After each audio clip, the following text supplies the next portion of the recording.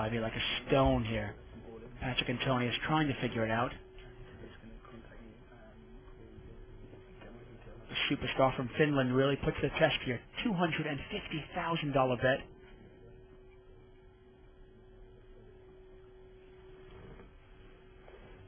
If he calls this bet, Ivey will actually be ahead.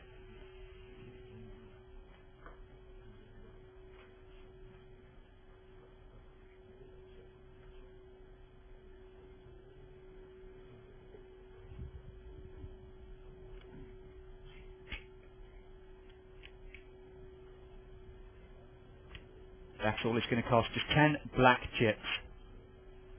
Exactly, 10.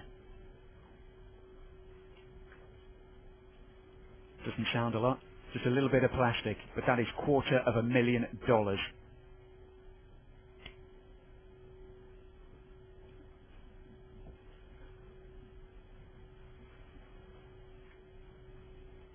This pot is over $500,000.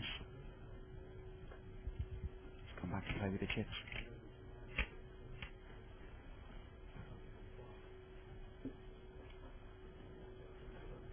Not much Antonius can beat here. But can he say goodbye to that big a pot?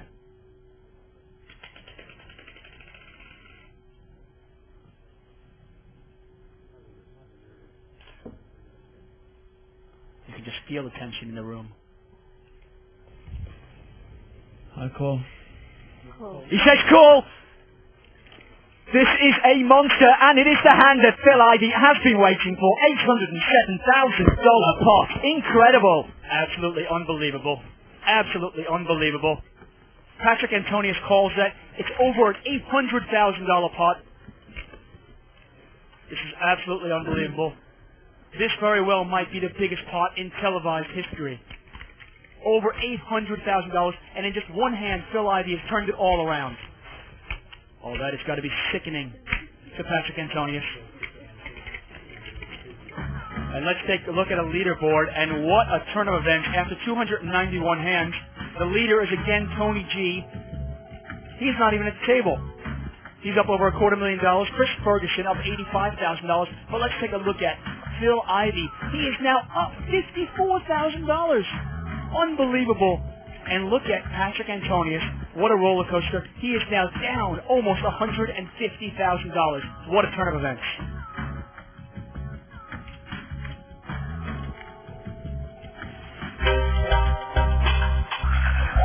Me and Patrick are good friends, so I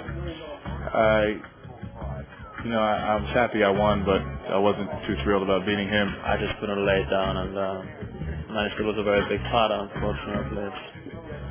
I don't regret anything. It's big pots happen, and you play the pots the way you play, and you can't help it. You just gotta move on. I'm a professional poker player, and I try not to put too much emotion in one hand or the other, no matter how much money is in there, just because when you do that, it hurts your decision making in the middle of hands and afterwards and everything else. It's no good for your game, so I try not to put too much into any one particular hand.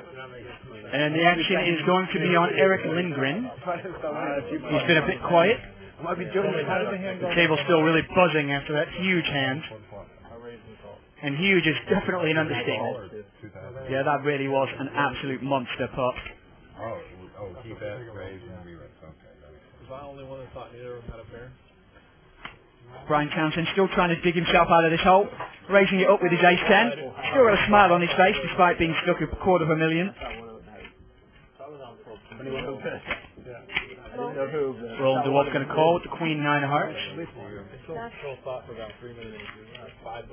Queen 8 for Allen. He goes away, and it's these two for the flop.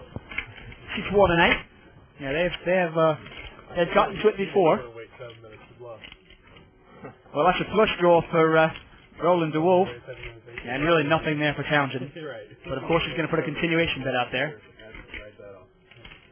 Pretty even at the moment, but it's going to be a question of who puts in a decent-sized bet on the turn, probably. 6,000. You would have never ever done that with ace-queen. That's the fact. No, but you were thinking about checking. Of course, Roland's got enough that he could probably afford to just gamble with this and maybe stick in a re-raise. He's only got 55,000 in front of him, so if he puts 20,000 in for a re-raise, you could probably call the extra 30 because he'd be getting his odds. Jack, you thought he might have ace-jack? Definitely would be a good spot for a semi-bluff. Yeah, and that's what's happening. And, of course, with this semi-bluff, there's some fold equity. Probably going to get Townsend to lay down the ace high. 10,000 total. Well, I'm pretty certain he's going to get Townsend to lay it down. Yes.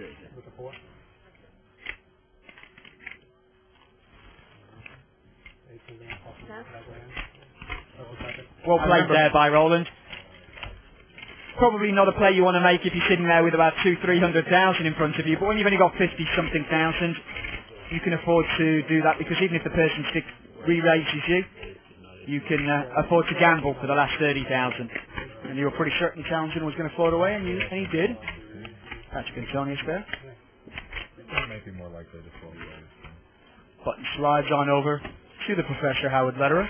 Small blind, Alan Cunningham. Big blind, Eric Lindgren. And one of the steadiest players today, Chris Ferguson.